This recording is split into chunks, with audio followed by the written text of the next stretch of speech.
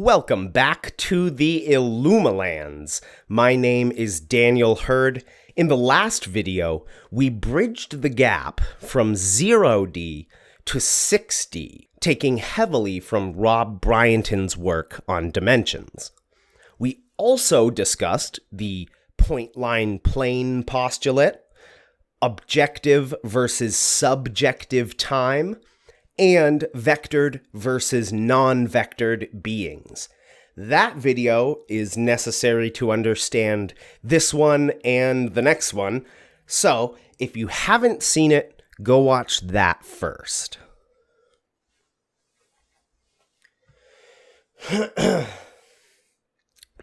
This video will begin to bridge the gap from 6D to 10D, circling all the way back to 0D. The 0th dimension can be represented as a single geometric point and represents a unique position or identity within a system. The connection between 2 points is a 1D line, a string of many points. The connection between 2 lines is a 2D plane, a complex of many intersecting lines. The connection between 2 planes is a 3D space, many intersecting planes. A 3D space is like a slice of time, a moment. The point-line-plane postulate says we can treat a 3D space as a point in its own right. We can imagine a connection leading from one moment to another moment, and this is a 4D timeline, a progression from one moment to another. Intersecting timelines form a 5D time plane, different ways to get from one moment to another. Finally, time planes can be connected to form a 6D time space, an object containing all possible progressions from any moment to any other moment in the time space. And this is where we left off. We've now completed the first round of using the point-line-plane postulate. To do another round, we need to know what it means for a 6D time space to be a point in the 7th dimension. In fact, once we understand the 6th and 7th dimensions clearly, we'll easily understand the 8th and 9th dimensions. Unlike the previous dimensions, though, it's not obvious what a progression, a line of 6D time spaces is or even could be. Adding to this problem, we can ask how there can be different time spaces in the first place, if a time space describes every possible way to get from any moment to any other moment. In answering these questions, remember that 0D points are points in space and points of information. In a similar way, 3D spaces are points in objective time and points of space. The point-line-plane postulate says 6D time spaces should follow this pattern. Time spaces are points in some domain and points of some other domain. Just like 3D spaces are points of space, 6D time spaces are points of objective time, points constructed or built out of moments. So we know what time spaces are made out of. Now we need to know what is made out of time spaces. So let's tackle the immediate problem. How can there be different time spaces? We can reverse engineer this question by assuming there are different time spaces and seeing if this assumption leads to anything absurd. Think how in a time space, there's a way to move from every moment to every other possible moment. If there's no line in your 6D space connecting your current moment, A, to another real moment, B, that means B doesn't exist anywhere in your time space. Another way to say this is that there's no move consistent with the laws of time and space, allowing you to travel from A to B. Not even Mr. 6D, with all his crazy time-traveling powers, can get to B. How, then, could you get from A to B? If you can't get from A to B by working through space and time, there's only one option left. You need to change how space and time themselves work. The way physical objects interact and relate to each other needs to change. We need physical objects to act differently. In short, we need different laws of nature. And that's how there can be different time spaces with different progressions of events, if each time space follows a different set of natural laws. And with that, we've figured out what the seventh dimension must be. It's a progression of time spaces that each have slightly different laws than our local time space. To borrow Rob's example, there could be a 7D line where each next time space has a different gravitational force or speed of light. Some of these time spaces would be almost identical to ours, and some would be so far away on the 7D line that we couldn't even fathom what goes on there. Keeping in mind the point-line plane postulate, it's clear what the 8th and 9th dimensions involve. If a 7D line is a progression of time spaces, an 8D plane is a progression of intersecting 7D lines. Instead of changing laws like this to get from A to B, we can change laws like that to get from A to B. There are many paths we can take. Finally, a 9D space is a progression of intersecting 8D planes. The largest possible 9D object contains every spatial reality there could ever be given any laws of nature. A being with full control over 9D reality could bend the laws of nature however they wished. And because each higher dimension contains the lower dimensions, this bend could take place anywhere and anytime. Wow! It took 10 steps for us to go from a single invisible point to every way reality could possibly be given any laws of nature. We just had to know where to step, or should I say, in what direction to step. But this video is far from over. We've answered how there can be different time spaces in the first place. And we've answered how a time space can be a point in the 7th, 8th, and 9th dimensions. Each point in these dimensions gives a complete description of everything that could ever happen given a unique set of laws. But to restate an earlier question, what should we call these points? And what kind of object do we get by connecting these points? We've already got lines, planes, spaces, timelines, time planes, time spaces. At first, I wanted to call 6 to 9D objects law points, law lines, law planes, and law spaces. But I learned that most who think on this issue use the word information to describe these higher dimensions. And while there's some overlap between natural laws and information, they're not synonyms. They don't mean the same thing.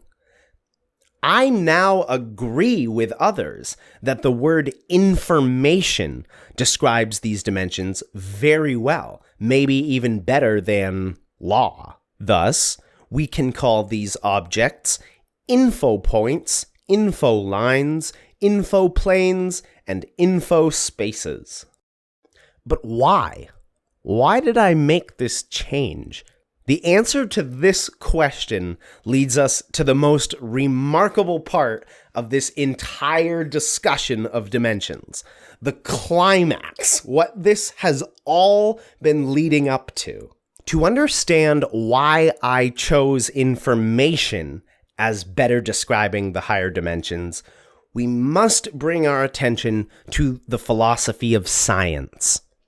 In this field, there are three competing views on what it means to be a law of nature. The first can be called the Humean view. According to 17th century philosopher David Hume, we think we perceive things causing and interacting with other things, but we aren't actually perceiving the causation at play. We assume when we see billiard balls collide that one ball is the cause of the other's movement, but this is an interpretation of our experience, not the immediate experience itself. Think how an animated cartoon makes it seem as though things are really taking place, despite being nothing more than a bunch of disjointed frames played in rapid succession. Did a ball just move in a circle and return to its starting point? No, it was a bunch of static images. I just played them fast. We don't subjectively experience the causation. All we experience are objects in different places at different times, and we assume there is some causal transfer taking place. But for all we know, it's possible that any state could lead to any other state. The Humean view of natural law takes this possibility seriously. What we call laws of nature are nothing more than those cases where A has always, without exception, been followed by B. If, at some future time, A is not followed by B, it's not because some law has changed, it's that it wasn't a law to begin with. To quote Richard Swinburne on the Humean view, laws of nature are simply the way things have behaved, are behaving, and will behave. But this leads to problems. What if tomorrow gravity doesn't exist? That means it was never a law to begin with. Whatever we view as a law now might be contradicted at some future time. Instead of saying, the law of gravity changed, a Humean would wake up saying, I guess gravity wasn't a law. I like to call this view the just cause view, because if we take it seriously, there's no explanation why B always follows A. It just does. Full stop. Natural laws don't do or affect anything. They're just the list of all the cases where some things have always followed other things. Everything is left seeming arbitrary, and it seems this way because we often use natural laws to explain objects' behaviors. The speed at which a rock falls depends, in part, on the strength of gravity. But if we add a Humean approach to natural law, what we call the strength of gravity depends on the speed of the falling rock. And now we have an explanatory circle. The speed of the rock and the strength of gravity supposedly explain each other. Again, this makes everything arbitrary. Why is the rock falling in the first place? What is causing it to fall? The second view is the Hempelian view, named after the philosopher C.G. Hempel, and I hope I'm pronouncing his name right. According to this view, laws of nature are real things. They're forces that affect how events unfold. So, taking the last example, the falling rock is explained by every event leading up to this moment, plus the law of gravity, which applies at this moment. This is the view adopted by most scientists since the Enlightenment, and it's reflected in scientific equations. Gravity, for example, is a variable. It affects the total outcome of the equation. You have a law governing a certain type of object. You have an object of that type, so it acts according to its governing law. This is pretty familiar to us, but it makes some uneasy, because if we take it seriously, metaphysically, there doesn't seem to be room for human free will, or even objects that have power or properties of their own. Natural laws are doing all the work, moving each event forward, and the objects they govern are puppets moving with no volition. All moving is done by the puppeteers, the laws of nature. It's a very Platonic, top-down approach. The laws are constantly giving particular things their properties. But this goes against our intuition that objects have properties and powers of their own. Think of colliding billiard balls again. We don't usually say physical laws caused a collision between billiard balls. We just say that one ball collided into the other. It transferred some of what it had to the other object. But this language assumes the ball itself has something it can transfer. To really get this point, think about gravity again and ask yourself, why do bodies with mass attract each other? According to the Hempelian view, the only reason bodies of mass attract each other is because natural law demands it. There's no mention of the particular bodies in question. There's no deeper explanation than that natural laws just are as they are. Even if some fundamental principle exists and explains every other law, it can't explain itself. In this way, it's similar to the Humean view. Reality's most fundamental law is unexplainable. It just is the way it is. The chain of explanation is complete in one direction, but it leaves the other direction unexplained. Some see this as too high a price to accept a Hempelian view. The third view is the substances, powers, and liabilities view, also known as SPL.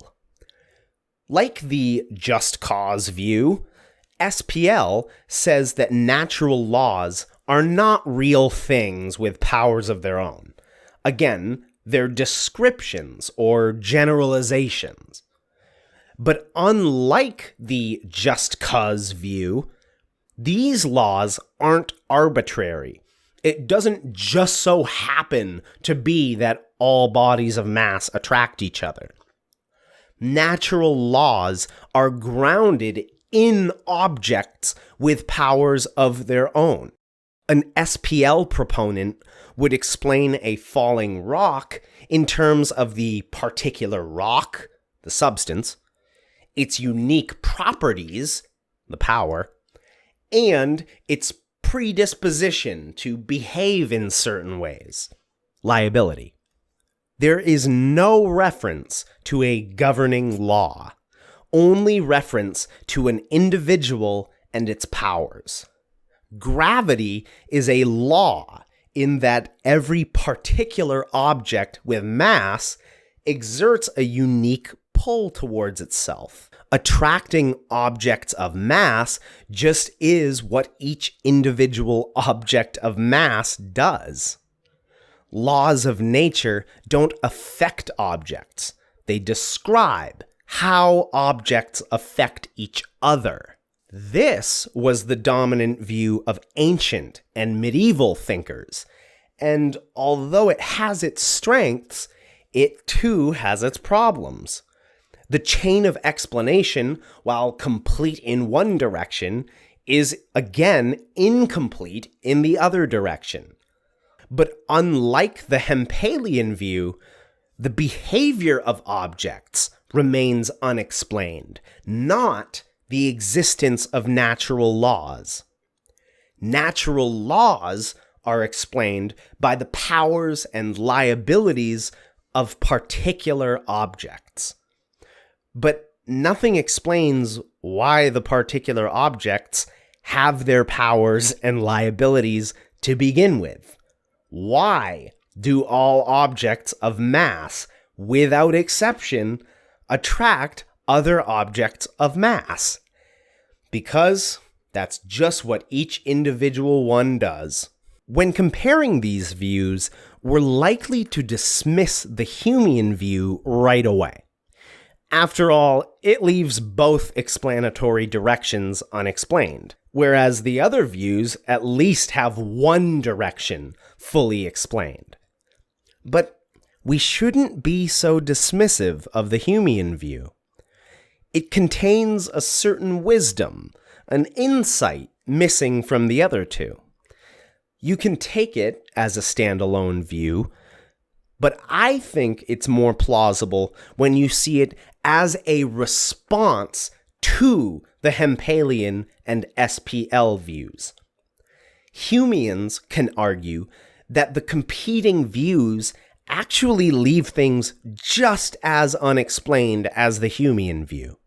Only they're worse because they claim to be explanations, and so they give the illusion of explaining things.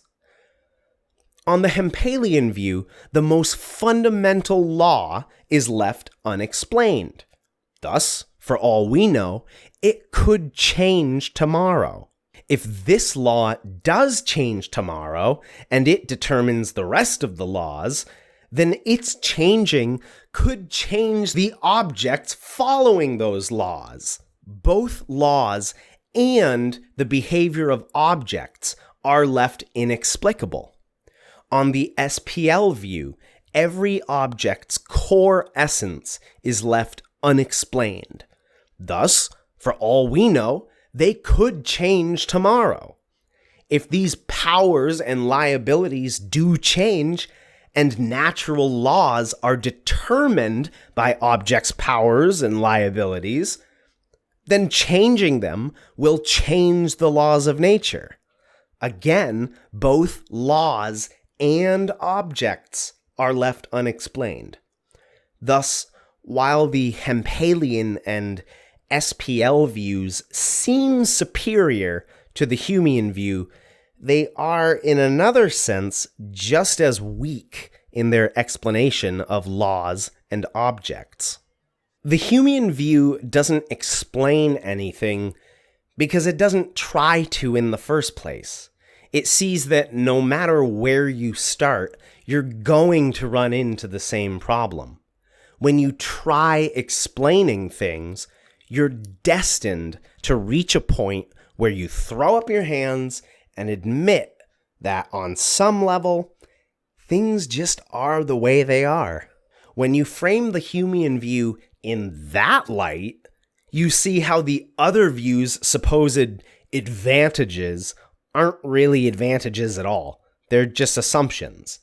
The Hempelian view assumes objects' behaviors are explained by laws.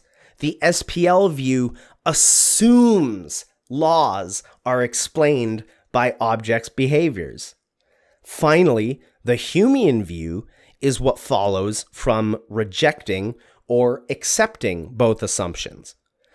Now, I can already hear you guys saying, whoa, whoa, whoa. Didn't you just say the Humean view is a rejection of the two assumptions?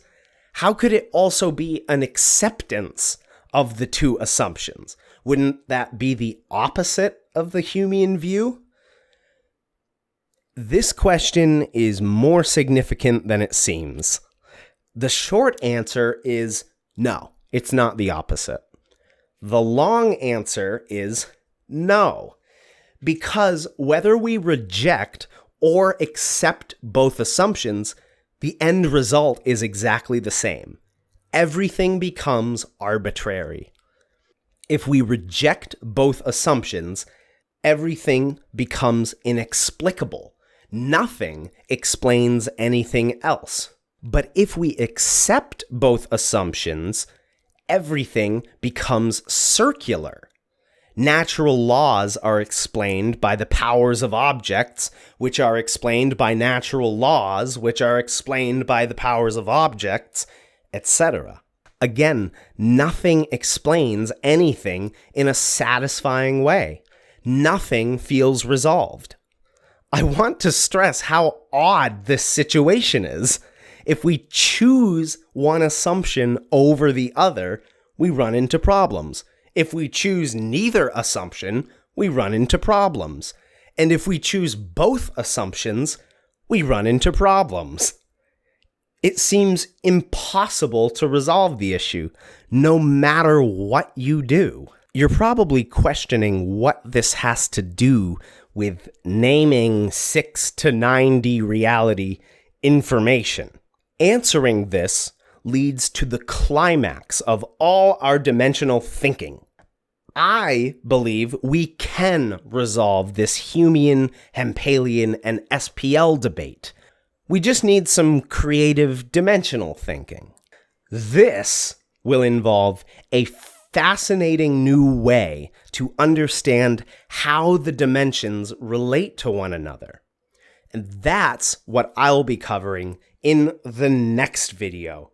So prepare yourselves for the third and final part of this discussion, where I'll present and defend what I call the space-time information complex, or STIC. You are not going to want to miss that one. And with that, we come to the end of the video.